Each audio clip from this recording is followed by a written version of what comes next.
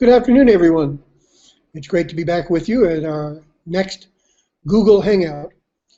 Today we're going to be discussing mystics for moderns.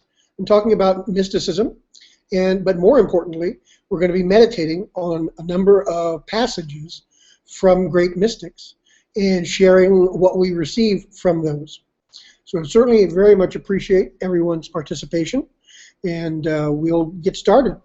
I've learned a little bit more about this interface, and so one of the things I found out, I believe that if you run your cursor over to the left-hand portion of the video screen, you will get a number of options. One of them is Showcase, and that actually is where I've posted materials. Now, I earlier posted a handout, and I did some enhancements on it just a few minutes ago, and posted that, some more links and some more information. So feel free to download the enhanced version. And I also have a second screen over here that I'm looking at, so that's sometimes when I look away, that's what I'm looking at. Also, you can go over and select the Q&A. Now the Q&A function interacts, I believe, with what you type below the video screen. And that way you're able to ask questions, make remarks, etc. And I found last time that that seemed to be the best way to interact this particular stage. So I encourage you to use both of those means, and we're going to be getting started. First, I'd like to very much thank our most venerable Grand Master, Julie Scott, and our Venerable Grand Lodge Board Secretary, Karen War, for making these broadcasts possible. It's a great thing in the tradition of H. Spencer Lewis, who, of course, as you know, did radio broadcasts, and Ralph M. Lewis all did extensive film expeditions. This is very much in the Rosicrucian tradition of bringing the Rosicrucian message to the world. So thank you very much for being part of this exciting new endeavor. So we're going to get started here with with some of the materials that I put in the enhanced version of the Hangout notes, which I posted in the document section here on the Hangout. First of all, I'd like to talk a little bit about mysticism. Maybe I could ask the viewers to type in a few ideas that you have with regard to what mysticism is. So I'll just wait a moment to see if people are able to type in a couple of ideas about what you experience mysticism to be.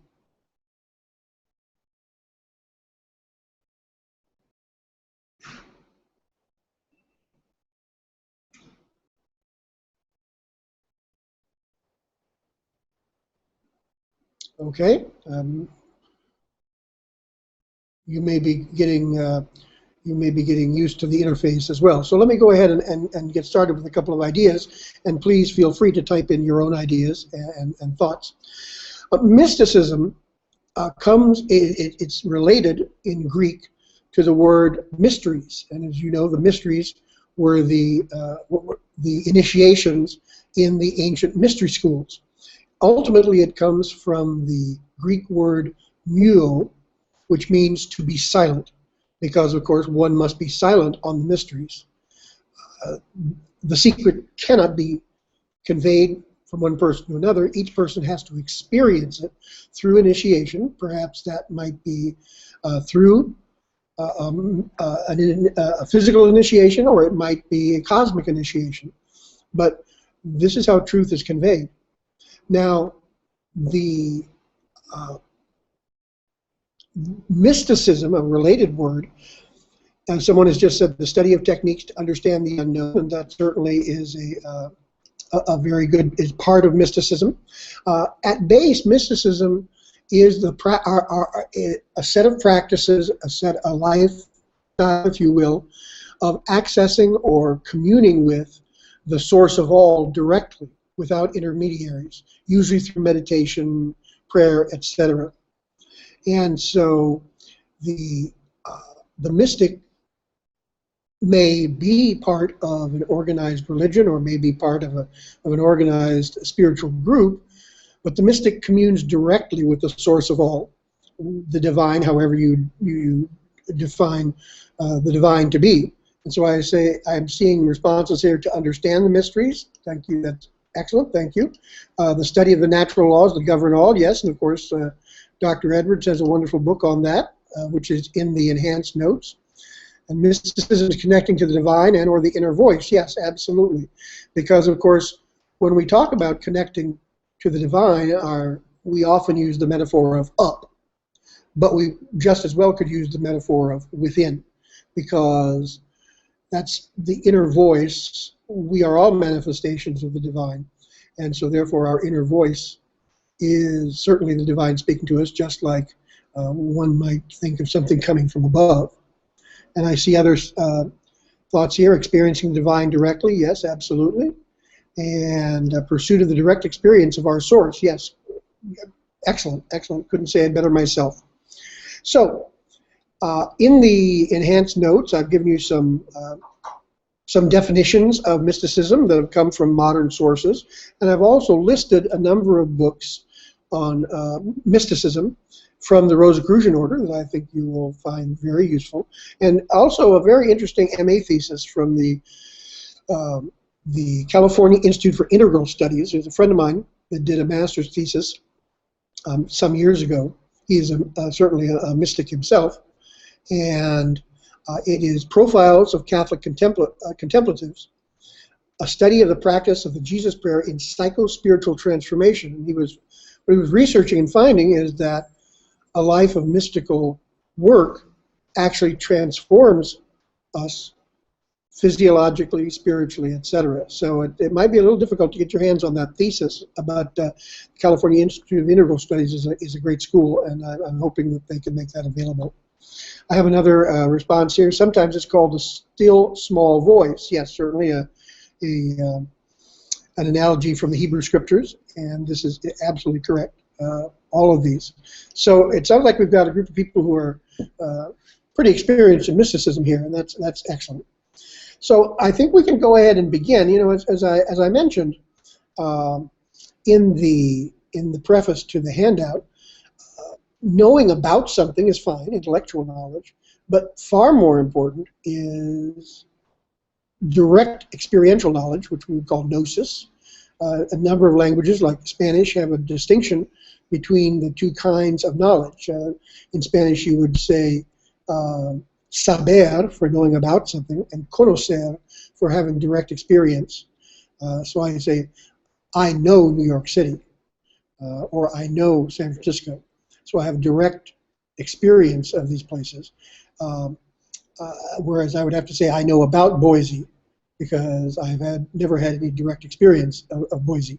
So, in spirituality, it's far more important to know in the Gnostic sense than to know about, although knowing about it can be perfectly good. So what I propose is I'm going to read a selection from the first mystic, Juliana of Norwich. This isn't really a history seminar, and so I put links connected to each of these passages so that you can do some more research on the fascinating lives and writings of these mystics. Juliana, medieval Western mystic. She was an anchorite, and we really don't know her name. We just call her Julian or Juliana because her cell was connected to the Church of St. Julian in Norwich. So but her writing is extraordinary. So I'm going to read a passage from her work, and then I would suggest that we meditate for about 2 minutes on that passage, and then let's share our experiences. If you have music at home to play during your meditation, fine. If you like meditating to music. If not, a silent meditation is just fine. So let's sit comfortably.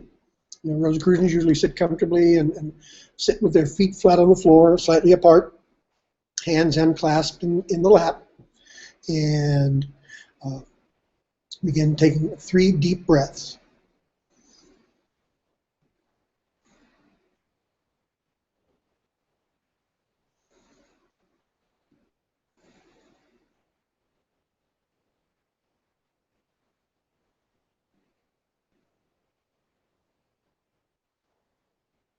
And now let's intone the vowel sound Om 3 times, used in many, many spiritual traditions. So a deep breath. Om.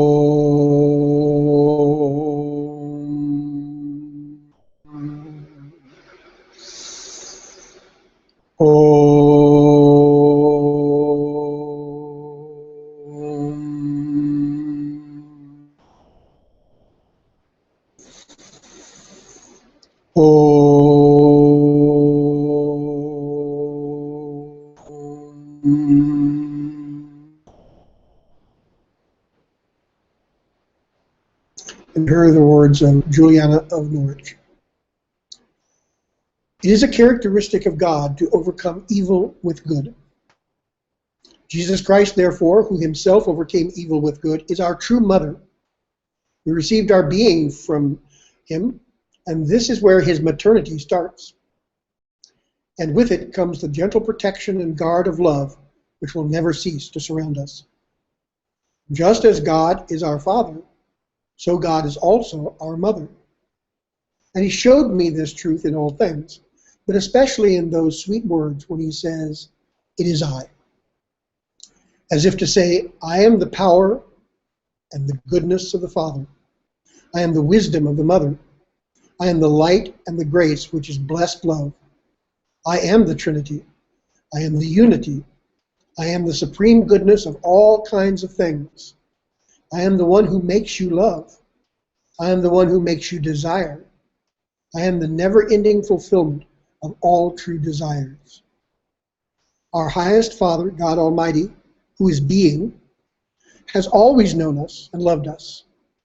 Because of this knowledge, through his marvelous and deep charity, and with the unanimous consent of the Blessed Trinity, he wanted the second person to become our mother, our brother, our Savior.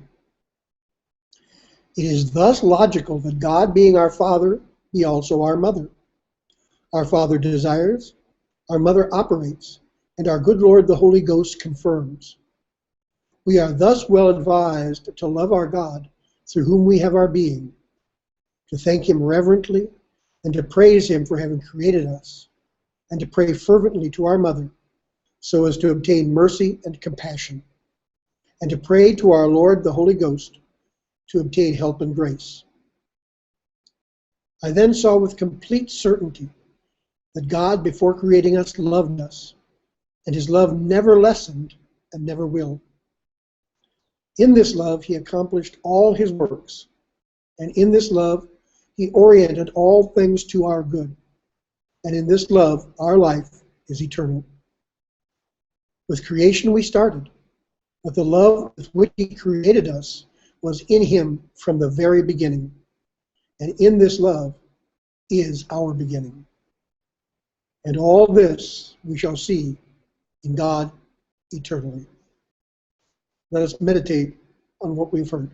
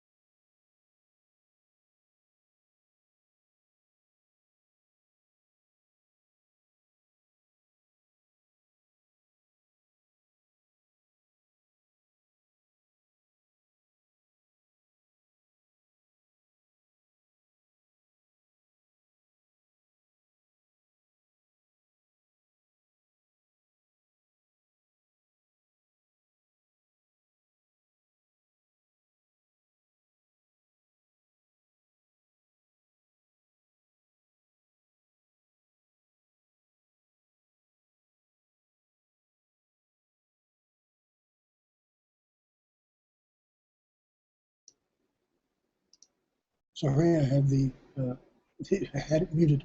So please come back to this plane of existence and let us comment, contribute any thoughts, anything you received during that very brief meditation, any thoughts on the passage, etc.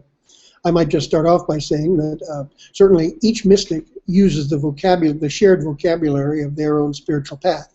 And so Juliana is a Western Christian, and so she uses that vocabulary, but she also introduces things that we don't often think about, coming from the Christian context of God being our mother as well as our father, and the equation of the Logos with Sophia, which in our classes on the Sophia tradition we've seen that is actually a very traditional part of Christian mysticism, that the Christ energy, the Christ consciousness is considered not only to be the word, but wisdom as well, and wisdom being a feminine manifestation of God.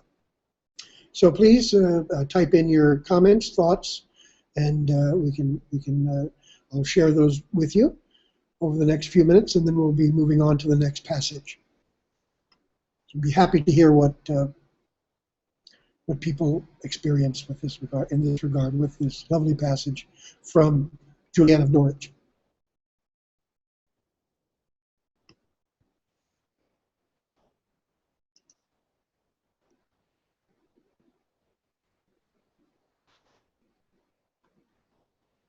Okay.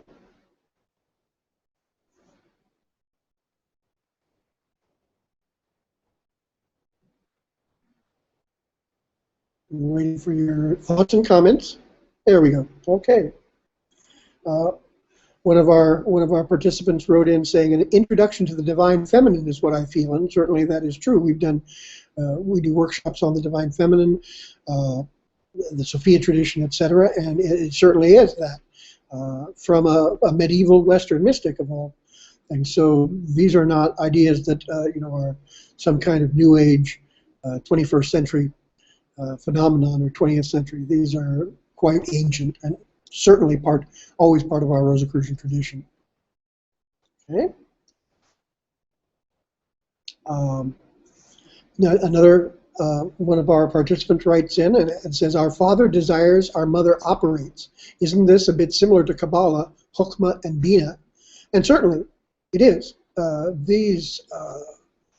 What one finds in mysticism, and certainly for me, it's perhaps one of the greatest rewards of mysticism, besides direct communion with the source of all that is, of course, which is the goal of all life, all being.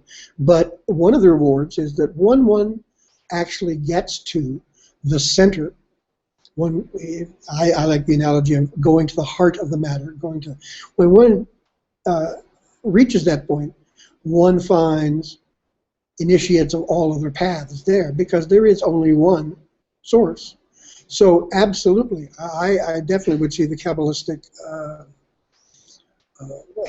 parallel here, and of course, remember the Kabbalistic parallel then also would involve the Tarot and all other kinds of mystical works. So yes, absolutely. So thank you very much for that comment. Let's see. We have another one here. As the love was there before the beginning, so is our existence. Yes, and absolutely, because we know that we are manifestations of the one divine being, the one source of all, emanated.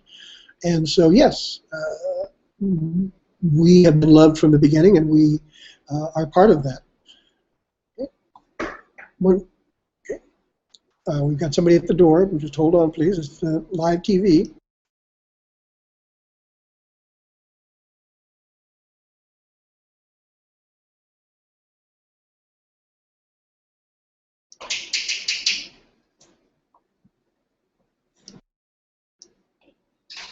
Okay, I think I'm live again here. So I've always heard that live TV is interesting, and it certainly is. So certainly yes, we've been loved and existing as part of the one self for all time. So I have another comment here. Divine spirit with unity as one, mother and father. Masculine and feminine are unified in all that the cosmic. Maybe. Okay. And certainly part and parcel of the Rosicrucian work is the complementarity of the male and female energies. We all have them both within us. Jung certainly reminded us of that, and so this has always been part of Rosicrucian work. We've had these male-female pairs, you might say, throughout our Rosicrucian history. You have Amenhotep and Hatshepsut, and then you have Akhenaten and Nefertiti, and you have H. Spencer Lewis and Maybank Stacy. So it really is a constant in our Rosicrucian tradition that harmony depends on the fruitful harmonization of the male and female energies within ourselves and within society. Thank you. We have another comment here. I get the feeling of a cycle of action: desire, operate, confirm, purpose, and action with feedback. And certainly, I think that's true. There are so many Trinitarian systems in the world, and especially in spiritual paths, and that connects to the Rosicrucian law of the triangle and the Hegelian triad of thesis, antithesis, synthesis. So that's the way that we move forward. William Blake says, without contraries, there is no progress. And so it's a necessary way in which we proceed. Thank you very much. Okay. Our next comment, let's see. This is, just as God is our Father, so God is also our Mother. This sentence for me captures the wisdom of many spiritual traditions, the male-female God, for example, of the Essenes. And yes, it is certainly the source of all is infinite. And so it just contains everything. And that's why our manifestation here below has to be diverse, so that, you know, in the multiverse, the tremendous diversity that is in not just the world or the universe, but the multiverse, if we are signs, icons, signatures, however you want to call it, symbols of the one source that is infinite that we come from, then of course we're going to have to image it in all these various different ways. Thank you very much for that comment. We have another comment here. These words speak of a space that is extra-physical, yet as a human we are embraced by the mother-father, loving, wise aspect that is God. That while we may not be perfect in our physical life, we are nonetheless loved completely. And certainly absolutely true. Metaphysically or ontologically, of course, we are perfect, but we haven't realized that perfection yet. It's a process of coming to realize our perfection and our identity with the one self, the one consciousness that is everything. But yes, love is, of course, the mechanism by which that is achieved. So we have another comment. God is the power of creation, the nurturer, and the power to sustain all that is for our highest good. Absolutely true. Absolutely true. And another says, experience love during meditation, and that it is the love that moves the sun and the other stars, as Dante says. Now we have a question here. Can you give tips on what we are supposed to do or think on when we meditate after reading or listening to the text? A very good question. In something like this, I mean, normally a person would meditate for a longer period of time in their home sanctum or their, where they do their meditation. But in a short thing like this, you really want to, I think, as you're listening to the reading, listen to it in a very receptive way. In other words, almost a meditative listening. And then in that brief period following, it is just wait to see what comes. Sometimes it will be an intellectual thought. Sometimes it will be a mood. Some people see colors occasionally.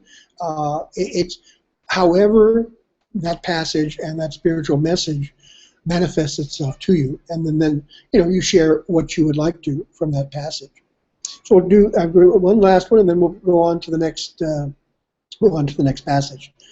So it's really exciting doing this across the world. I recognize some of the names here from some of our other chats, and it's quite remarkable. We're talking with people all over the world right now. So the last comment on this passage, just a profound sense of joy emanating from the center, that if we were made of love and operate in love, and through love dictated from the center, operating love may then become an operation of truth, a place from which we cannot err.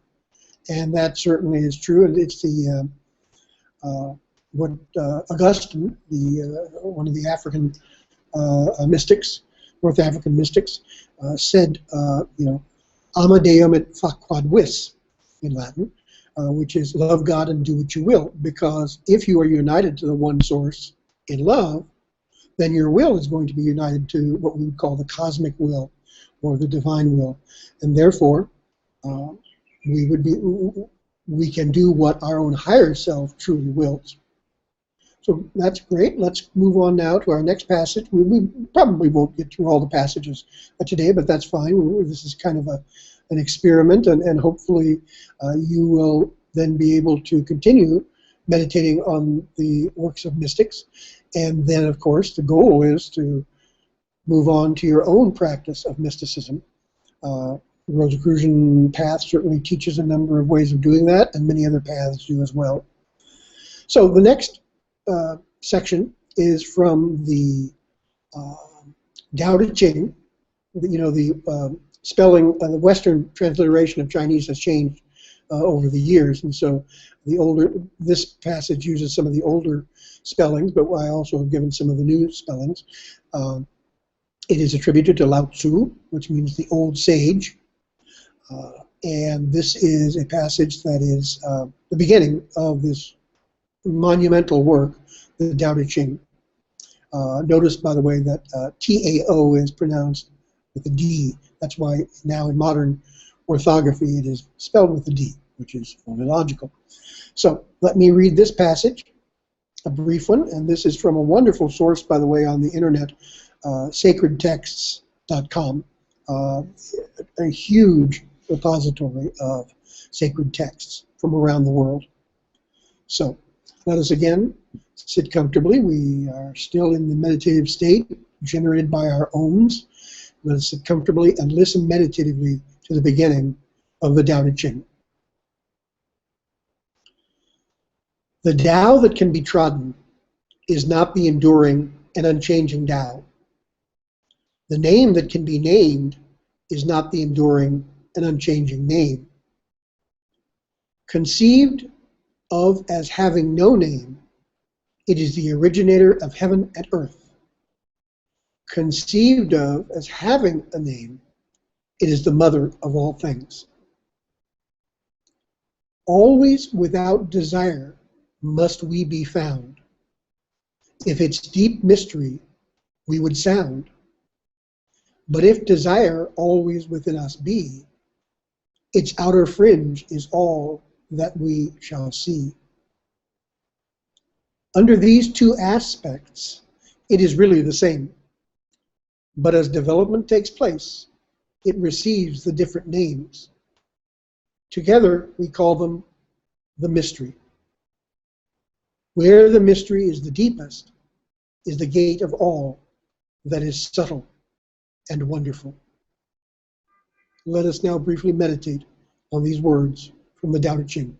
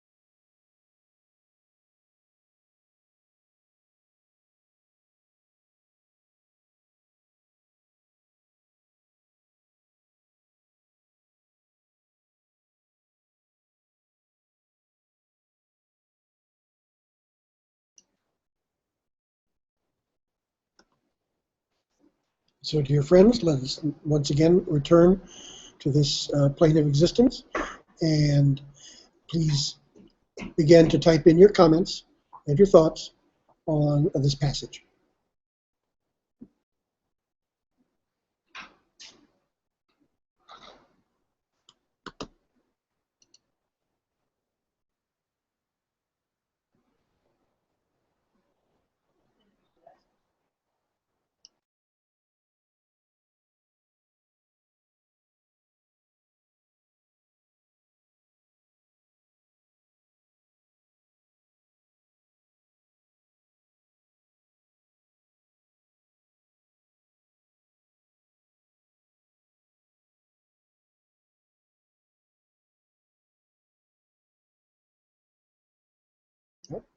As you probably know, the Tao Te Ching is the foundational document of Taoism, which is an important spiritual path in the Far East.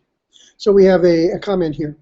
Very wise words, because mystics of all kinds try to express something that really cannot be described in words of all, just a pale shadow of it. The deepest gate has to be experienced. And again, certainly that truth that we continue to repeat, and we see this in mystics of all traditions, is that you must experience, one must experience this, gnosis, rather than knowledge about. And in the Tao, we see that contrast given most forcefully. By the way, Tao is usually translated as the path.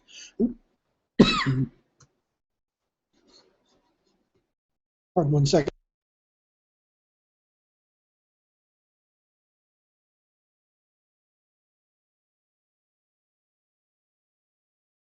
Here we go. We come back. The spirit is willing, but the flesh is sometimes weak. So Tao is the path. So that's why we talk about the Tao that can be trodden is not the enduring and unchanging Tao. Okay, well, thank you very much. And let's the next comment here. Martinism favors the man of desire. We'd say today men and women of desire. How can this be reconciled with always without desire we must be found? An excellent question. Thank you very much for that. What we're talking about here is two different kinds of things. One must desire what we wish to accomplish. And that's what Martinism is speaking of, to have that burning desire for reintegration, absolutely essential. However, what he's talking about in the Tao Te Ching is more like cupidity, the Latin term. So it's to be passionlessness, to be passionless. Many traditions use the term dispassion or passionlessness. It does not mean that you are Casper Milquetoast. It doesn't mean that you are not filled with intense desire and love for the divine. What it does mean is that one is not controlled by these desires.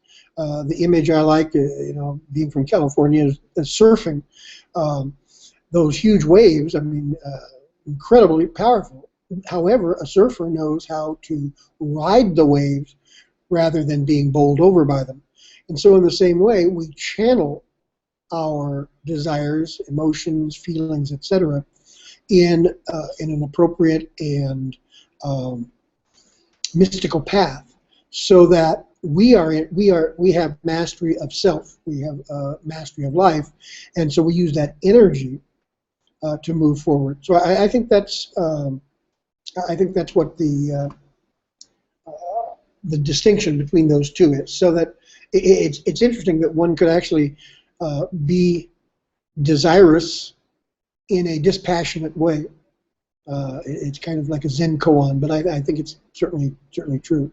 Okay, thank you very much for that comment.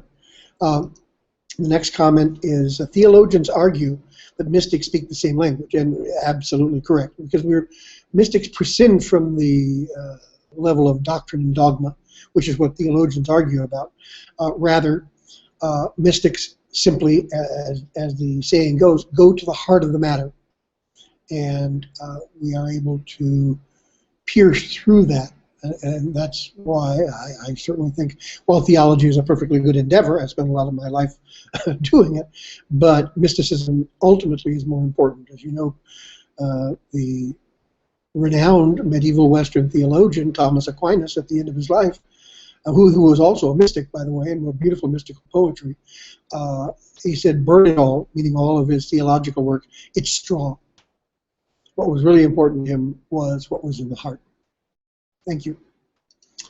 Great comment. And it's the next comment is, the Tao is the intangible presence that pervades everything but is contained by nothing. In order to experience it, we must let go, get out of our own way, and just open and be receptive to it.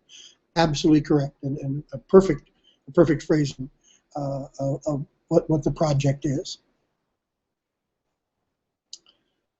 So there's mystics desire to understand the mysteries. So how may we understand them if we desire?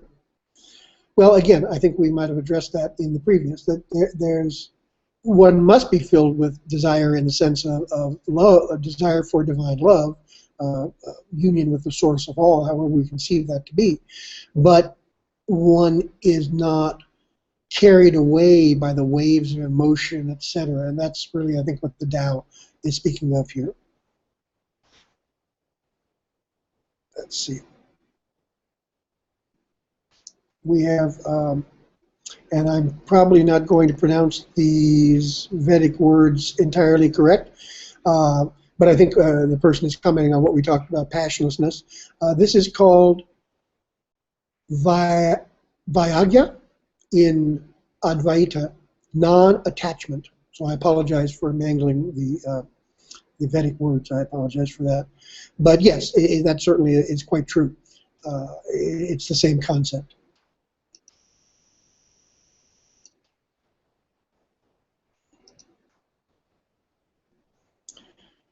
And the next is, the unknown path can be found. Yes, that is true. And we talk about finding, the greater light, the lost word, etc. There certainly is. It can be found. The unknown path can be found, but found through the cloud of unknowing, as mystics call it, or the divine darkness. So we have to leave behind, in this particular path, our intellectual knowledge and move forward in a kind of unknowing. That doesn't mean we're anti-intellectual, and we certainly need logic and reason to operate in our world, but in mystical prayer, we go beyond that. We don't contradict it, we go beyond it. Thank you very much. It says, it seems that the correlation with desire, or the pulling of the flesh over the spirit, seems to keep one very far from all that is wonderful and subtle. And again, Rosicrucians are not ascetics. We don't practice asceticism. We know that the good things of the world are there, meant for our use. There's no question. But there's difference between using them properly and being attached and holding on to them and desiring them with a kind of greed. That's something very different, and that does keep us very far from what is wonderful and subtle. We have to use these things, but use them according to the law of Amra, and to know that there is a higher goal. We use in the discussion groups, we come up with the analogy of ice cream. Eating an ice cream cone is a great thing, but if you have to have a half gallon of ice cream every night, something's wrong. There's some kind of attachment there that's very unhealthy. So. Thank you very much. Whoop, there we go. Let's get the screen back. All right. So it says, that the comment is, in essence, the divine will appear when the student is ready. Intellectual passion will not control its manifestation to you. Yes, and that is correct. Our desire is important. We have to desire to be in union with the divine. But yeah, we don't control it. They're absolutely correct. We, however, can make ourselves open to it, so that, and of course, Source of All always wants to reach out and help us in our growth of our understanding of ourselves as part, or as a manifestation of the one consciousness. So it's really a question of our opening ourselves to it. We have a comment here. There was the feeling that there is a deep need to become both active and passive at the same time in order to know our true inner self. And yes, I think that's true, and I think that that is, again, kind of like the Zen koan. How does one become actively passive or passively active? We need both parts of who we are. So I'm glad that people are realizing that there is a certain level of, what would one say, well, it's the oppositions again. From those two, from the two poles, active and passive, we come to a higher realization, the law of the triangle. And the comment here is, the true meaning of the divine cannot be trodden, inasmuch as it cannot be named, and inasmuch as it cannot be seen, it still maintains connections through all planes of existence the closer we get. Yes, and that is true. The source of all, the divine, again, however you conceive the divine to be, is utterly undefinable, ungraspable, etc. However, it, in fact, manifests itself so that we can come into contact with it. That's the wonderful mystery of all that is. And we have another comment here.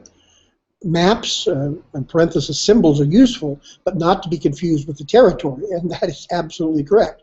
A map is a guide, but when you're walking down the street, you're actually on a street. You're not in a map. And it's what's going on in the street that's important, not what the map says, because reality may have changed since the map was made. We have a couple more comments here, and then we will move on to the next. Selection. You cannot name it, as this would be to label and thus restrict. You cannot seek it, for that is to desire and impress your own thoughts about it. Over time, as you experience it, your understanding matures and you begin to know. Yes, this is certainly that's in essence, I think, what we're talking about. And also, that adds to the fact that, quantum physics has discovered that the observer affects the observed. And so in that regard, when we meditate, we want to be as receptive as possible so as not to somehow artificially, we're not imagining things. We are trying to receive what is truly there.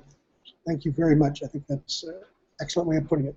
We have two more comments, and then we'll move on to the next passage. We've got concerning being active and passive, stillness within, active without. Yes, and I think that's why we call our path practical mysticism. Other traditions might call it contemplatives in action, but it is that. We embrace both. We have another comment. Transcending from intellect and knowing to the heart and being, a challenge especially in these modern times. And that is absolutely true. As I'm sitting here at the Rosicrucian Cultural Center, I'm looking out at Adam Clayton Powell Boulevard, the old 7th Avenue, and it's a very busy street, and everybody is going by, and we have a very busy world that we live in, but we can in fact achieve mysticism in this world. And the final comment here on this selection: pass on from the name and look closer at the source. A citation from Rumi.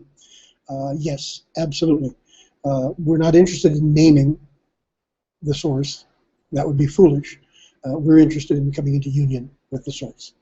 All right, very good. Well, let's look at our passage, which looks like it's probably going to be the final one for today. But there are other wonderful passages here that I recommend to you, and to do the same kind of thing, and to then jot down your reflections in a study notebook, which is certainly a very useful way to proceed. So let's again sit comfortably and listen to this brief passage from Meister Eckhart, who was, again, a medieval mystic in the Western tradition, and in reading this you can see why he often ran afoul of the authorities.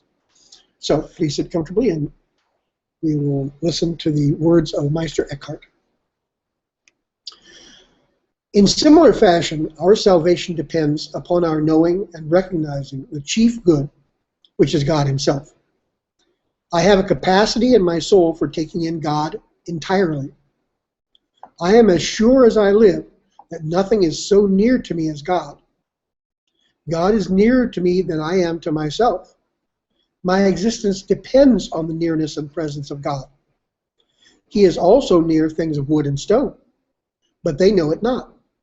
If a piece of wood became as aware of the nearness of God as an archangel is, the piece of wood would be as happy as an archangel. So when I think on God's kingdom, I am compelled to be silent because of its immensity, because God's kingdom is none other than God himself with all his riches. God's kingdom is no small thing. We may survey in imagination all the worlds of God's creation, but they are not God's kingdom. That soul needs no human preaching or instruction. In whichever soul God's kingdom appears, and which knows God's kingdom, the soul knows and is instructed. It is taught from within and assured of eternal life. Whoever knows and recognizes how near God's kingdom is to him may say with Jacob, God is in this place, and I knew it not. So let's take 2 minutes to meditate on this passage from Meister Eckhart and be receptive.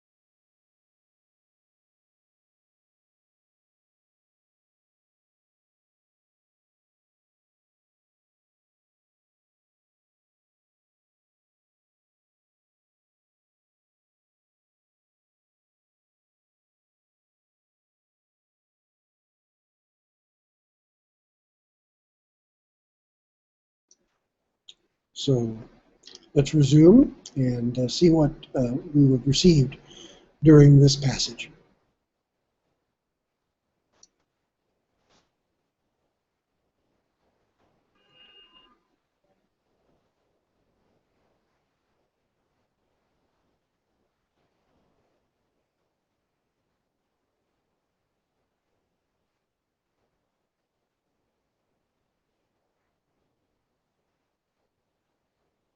There's one line in here that is particularly striking to me. We'll see if people if it was also striking to you all. I won't lead with that, but you can certainly see why Meister Eckhart would have not been the favorite of the authorities. He certainly challenges the concept of that we need authorities. Clearly, we are directly in contact with God, with the divine, the source. One thing I would say, and kicking off the discussion, is we now would probably say that wood and stone do have a kind of consciousness, that all being has a kind of consciousness. It differs in degree and type, so that minerals have their own form of consciousness. Plants, animals, higher animals certainly very much so, and then ourselves, and then of course there may well be there are beings higher than we are, with even higher forms of consciousness. So we have a comment here, God permeates all that is God, and that is absolutely the point. In Islam, for example, the great motto of Islam, the great proclamation, there is no God but God. And there is, this means that there is only God, and everything is manifestation of God. See, we have another comment here. As God knew me before my first breath, how can there be death? Likewise, was I ever really born? Well, as we know, life and death, birth and death are phenomena that we experience here on this plane of existence when we are living with the illusion of separateness. And we're here for a purpose. This isn't a punishment. This isn't a prison. We're here to learn things. A classroom is probably the best analogy that one could have. And so there is one, in the ultimate sense, since we are a manifestation of the one source, the one consciousness, of course we've never been born and we never die. But on this plane of existence, that's how we experience things, and we come back reincarnated. And that's for a purpose. There's an absolute purpose there as we grow in realizing our divine nature. We have another question here, just a moment. We have, or comment rather, comprehending the universe by stretching your gaze to capture its entirety of it is a fruitless endeavor. Only by knowing the universe within will reveal the external universe. God is within you. I couldn't agree more. We said before that, oftentimes in spirituality we use the analogy of above, and we talk about as above, so below. But an equally valid and perhaps more exact analogy or metaphor would be as without, so within. That we don't have to look up, we look within, and we find the same thing, because the source is the heart of our being. All right, thank you. Let's take another one here. It says that the soul needs no human preaching or interaction. Our past, present, and future come from within. Our soul connection gives us all the knowledge we need. This seems to tie in with the other two pieces we have meditated on today. Yes, it is. And in The Wizard of Oz, written by a mystic, L. Frank Baum, just as P.L. Travers, the author of Mary Poppins, was a mystic as well, and both of them esotericists. In The Wizard of Oz, remember, Dorothy finds out that she had everything she needed. In the final scene in Oz, Glinda the Good Witch tells her that she always had the power to return home, but she had to find it out for herself. And that's the message. And we've been being taught that message through that lovely movie version of L. Frank Baum's work since, 1939, I think, if I'm not mistaken. Every year on television, we receive that mystical message that if I ever, and Dorothy says, if I ever go looking again, I realize that everything from a heart's desire is in my own backyard. So we can certainly take a leaf from Dorothy and from L. Frank Baum. There was never a time when we are out of God's presence. His kingdom is at hand, Jesus Christ said. It is within us and without us, and many people do not recognize this. Yes, and this is not only in the canonical Christian scriptures, but in many of the Gnostic works that we have now, we are all published now, the ones that we've received and found. The Gospel of Thomas, in particular, is very impressive in this sense. So it is true. The kingdom of, in the Christian way of expressing it, the kingdom of God is at hand, means it's here. So start acting like a person who is part of that, which for us as Rosicrucian mystics means that we are manifestation of the one. Okay. Here's a more theological question. Could you say some words on Eckhart's concept of God versus Godhood, or Gottheit? I'm not an absolute expert on this, but I think that in my understanding, it is the difference between God, unmanifest and manifest. And also, I believe he was very careful, wanted to make sure that we didn't make the mistake that C.S. Lewis talks about in his poem Footnote to All Prayers, that we don't create an image of God and then worship that. We're not talking about physical image, and icons are perfectly good to use. We're praying through them. They're like a mandala or something. It's a way in which we, most religious traditions have some sort of image that one focuses one's attention, and you pray through that. And perfectly fine. We Rosicrucians have images and things that we use like that. But rather, it's the idea that if we create a concept of God and then think that we now have a handle on what the divine is, then that's a mistake. But I think also it's that God or the divine in itself, being in itself, is beyond being and non-being. It's beyond existence and non-existence. Being is simply beyond, and so I believe that is probably. I hope that addresses that to a certain extent, but if you want a more technical discussion, feel free to email me at sarmstrong@rosicrucian.org, and we can work on that. We have a comment here, and then I have one comment, because we haven't heard about the one sentence that really strikes me yet. It says, this is one of those beautiful and profound passages that comes from realization on the part of the writer and encouraging us to get there too. Yes, that is absolutely correct. That the whole point of reading something like this is not that we don't become followers of Eckhart. Instead, Eckhart is saying, do the same thing that I've done and reach the source for yourself. And we have a comment here: is Eckhart's statement that the soul needs no education, advocating that education is not needed. Well, ultimately, that's true, I think. But education on this plane of existence is necessary. To live in the world, education is necessary.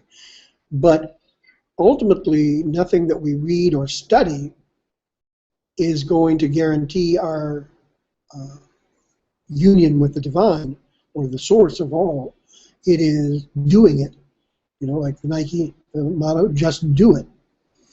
So there's nothing wrong with study. There's nothing wrong with education. I've spent all my life on both sides of the desk in terms of education. But we have to actually do it for ourselves. There's a time when we have to shut the book and do the meditation ourselves. Well, the one passage that that always strikes me in this selection is when Eckhart says, I have a capacity in my soul for taking in God entirely. Now that's an interesting statement. I only have about 1 minute left in this broadcast, so I want to just say quickly that I would suggest that people meditate on that. And overall, Eckhart's philosophy, in so many words, is that do not reserve a place in your heart for God, because then there'd be parts of you that are not God. Instead, empty yourself completely and become all God. And one of the mystics of the Egyptian desert was seen by his disciple to holding his hands up in prayer, and the disciple saw that his hands were inflamed mystically. And after the prayer period, the disciple came up and said, Master, you must be very, very holy. I saw your hands inflamed. And the master said, do not think anyone is holy until they are all flame. And so that's the goal. Not just to have a little part of us that realizes our divinity, it's that we realize it completely and entirely. And that, of course, then would be illumination, reintegration, etc. Well, we've come to the close of our hour. I certainly appreciate very much all of the really excellent comments and questions, and I hope that this is helpful in kind of sparking reading of these great mystics. And I also gave you a lot of Rosicrucian reading material in the handout. I very much appreciate it, and again, I state my gratitude, of course, to Rosicrucian Order Amorc, the Imperator, our Grand Master, our Board of Directors, who have made this possible.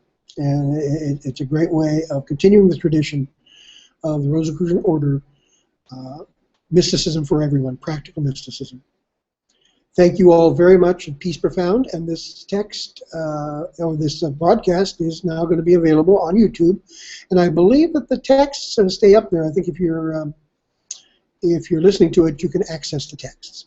So thank you all very much. Peace profound to everyone. Have a wonderful rest of Sunday. We're done with August. We're moving into September tomorrow. Thank you very much.